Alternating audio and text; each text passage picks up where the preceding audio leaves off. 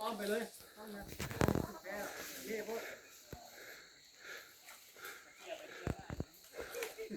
ว่าอาจารย์เพิ่นครูบาครูบายังนะจับมือก่อนนะเอาดีกว่าปาก้อนหิน จอดใส่ ครูบา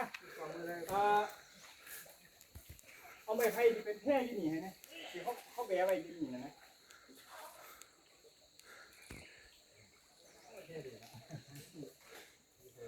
ที่เขาให้เป็นอันเป็นกลางไว้น่ะนะเห็นไหมวะเอาไปเลยเดี๋ยวเลือกเอาเนี่ยเอาไปเลยทำไปเลยล่ะเอาไปไหนดอกดินมาเนี่ยเอาไหนไว้สิของ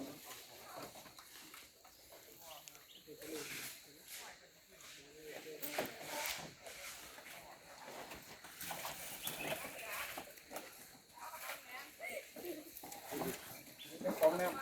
เอาไปเห็ดมองตรงมันเอามาให้เขาได้ก็ได้จอดถึงแล้ว